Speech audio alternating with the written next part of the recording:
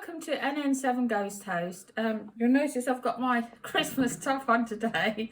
Well, trying to get in the festive mood.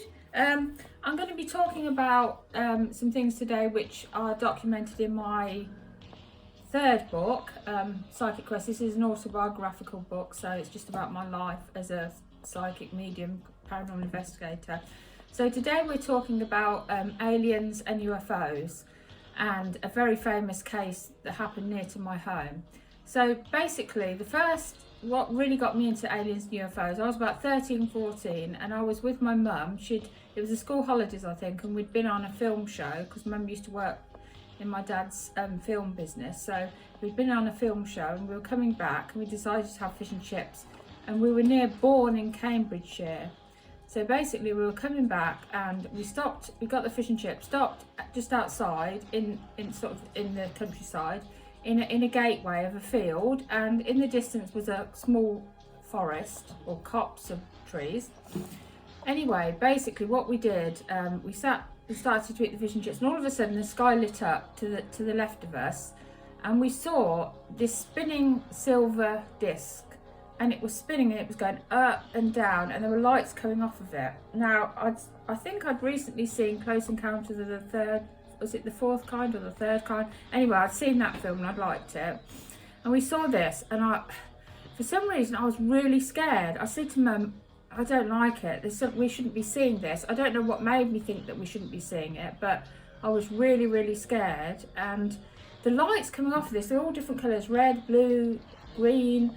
You know, it was like a disco show kind of thing in the middle of nowhere. So we drove off and we said we'll stop somewhere else to have our fish and chips, and we'll get and that really did absolutely frighten me to death, because I just knew that if we stayed there, I had a bad feeling something bad was going to happen. So that was my only real UFO sighting, I would say. Anyway, many years later, when I'd written I think it's after I'd written my first book, when I was writing my second book, I got invited to Radio Northampton, because I used to do loads of radio shows for them, and there was a woman there called Elsie Oakenson, a world famous abductee, and it happened just at the road from my house, coincidentally, on the A5. She was driving back in 1975, she was a teacher. She was driving home from work, and she noticed above her, and keeping pace with the car, was this silver metallic craft, and she couldn't believe it, and she thought surely other people must be seeing this as well, surely other people. And this vision culminated with her losing a serious amount of time on the journey, and when she was hypnotized later on, she remembered her car pulling into a gateway of a field. She saw a craft, she saw these grey beings come off of the craft, and she said it was very, very scary feeling. I think she ended up on the spacecraft. Now, a lot of people didn't believe her. They thought, oh, you must have dreamt it. But how could she be dreaming? She was driving back from work, for goodness sake. She was a school teacher. Now, when I met her at the radio station, I was there with two other mediums, psychics, and we started talking about, and I said, I feel that the BBC Radio Northampton's haunted the building. When I said that, some papers flew off of the desk onto the floor, and it went icy cold, and Elsie said, oh, I don't like it, I'm scared. And all the phone lines went down. So we couldn't do any of the radio phone-ins, and for 2 days, apparently, all the phone lines went down. And then I found out that the building at Radio Northampton is where there was a terrible fire. It used to be a girls' school, and some people died. But I didn't know the history of the building then. But I found Elsie Oakenson to be a very sort of believable person. I don't think she was making any of it up, and she's not someone to hog the limelight. She wasn't someone that wanted to be the centre of attention at all. So her experience, not only did it follow her home from work, she was abducted as well and went on board the craft, and she wrote a book about it in 1996, which actually I think we were both on there, because we'd both written a book in 96 at the same time. Obviously mine was about ghosts, hers was about her abduction.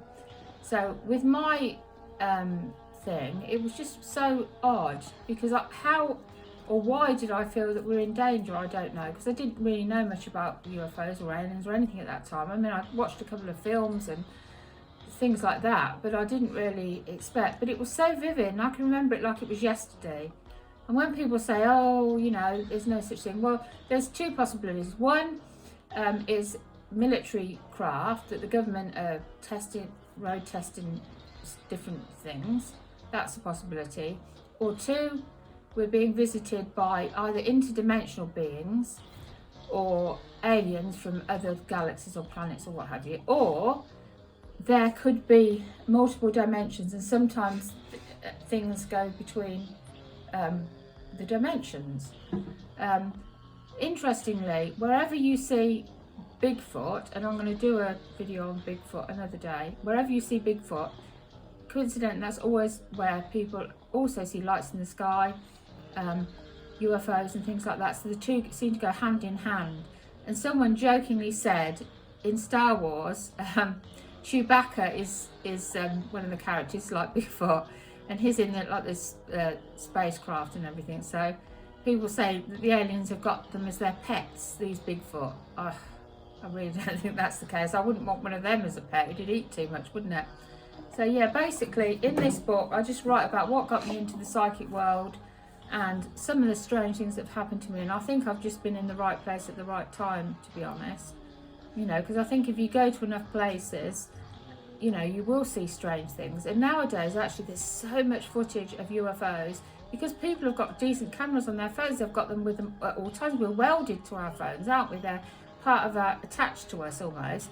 So yeah, there's more ghosts. Oh, and by the way, paranormal in the news this week. This is the thing I'm going to do on the end of all my videos. There's a really, really good ghost photograph of a little girl. It's in the Mirror, and some people doing a ghost hunt in Kent, in Rochester in Kent, I think it was, and they took a picture, and there's this little child. I think nowadays people are just, you know, there's going to be so much more evidence. Now, the next video that I do is going to be about a thing called Stable Diffusion. It's some software, some AI software, and you put different words in. So for example, for this video, I put in alien, UFO, scary countryside, and it came up with the thumbnail picture which I've used in this video, and the thumbnail from my previous video, if you want to watch that, which is about ghost phantoms of the road, the thumbnail for that, the ghostly monks / nuns, came from the Stable Diffusion. Now Stable Diffusion is blowing up at the minute. It's becoming so widely used. It's creepy, it's weird, it's fantastic. So I'm going to do a video on that, followed by a video on past lives, and that's something as well I've investigated. And I've met a very famous person who's written a world sort of, you know, famous book on past lives, and that woman called Jenny Cockell. I managed to meet her as well. I've managed to meet so many different people in the paranormal world over the years, just by chance. So synchronicity, you could call it, I don't know. So anyway, this is NN7 Ghost Tales. If you like this, click subscribe, turn on your notification bell, and I'm going to try and do a video a week, get a few out. I've got another operation coming up soon, getting my other knee done, so I've had a knee replacement. So that meant I couldn't come on here for a while, but I'm going to try and do at least one a week, and you can request subjects. And most of these paranormal things over my 30 years before I retired as a paranormal investigator, I have covered. I've met people, I've interviewed them, anything from alien abductees to people that have seen UFOs, to people that have had demonic possession, to people that have had all kinds of poltergeist outbreaks. I've been there, I've talked to them, I've had my notepad out, sometimes a tape recorder. And yeah, so that's me, NN7 Ghost Tales, Natalie Osborne Thomason.